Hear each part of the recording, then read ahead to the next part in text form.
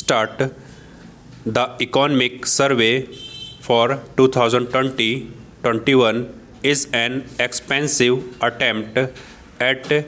reviewing the developments in the Indian economy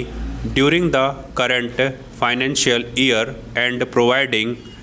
an outlook for its near-term prospects. Spread over 700 pages, the survey opts for a self-congratulatory tone while highlighting the policy achievements of the government in steering the economy through the treacherous shoals of the most unfathomable global health emergency experienced in modern history. Citing an approach that used graded public health measures to transform the short-term trade-off between lives and livelihoods into a win-win that would save both lives and livelihoods over the longer term. The survey asserts that India established a global unique model of strategic policy making in containing the COVID-19 pandemic while helping the economy recover quickly for its deleterious impact. There is no denying that the country appears to have not only flattened the curve but also, crucially, so far avoided a brushing second wave of infections seen in much of Europe and the US. While it may be debatable as to how much of the turn in the pandemic's progress could be attributed wholly to proactive policy measures, the survey's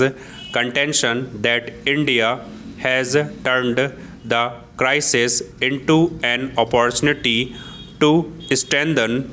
its long-term growth potential through seminal reforms sounds off key, especially given the ongoing farmers' agitation against the new farm laws, as well as the plight of the struggling small and medium-scale industries and informal sectors.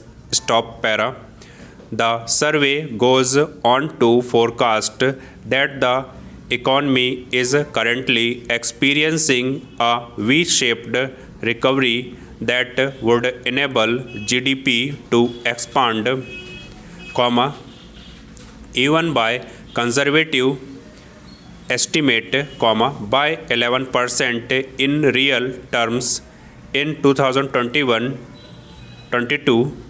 Still, to achieve that level of real growth, retail inflation must moderate substantially to average 4.4% or less over the 12-month period through March 2022,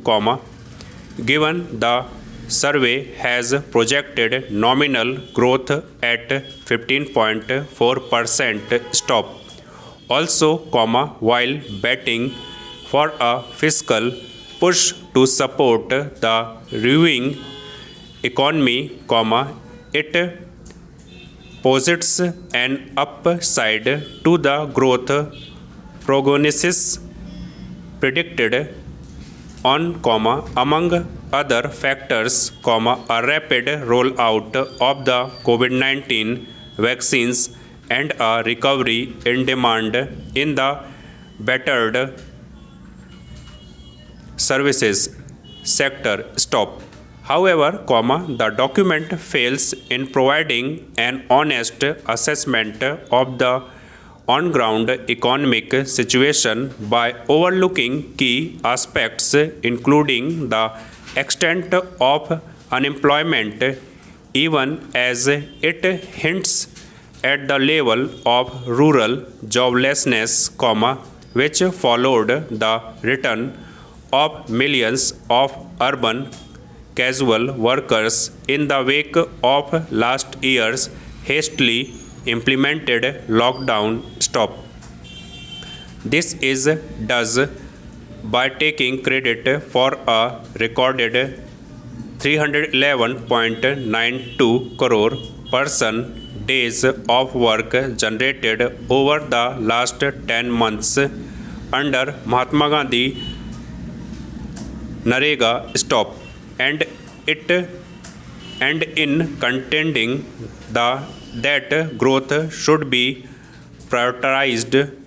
over inequality in tackling poverty, when the pandemic has exacerbated the gap between the rich and the poor, and the finance minister is set to present her budget, the survey seems to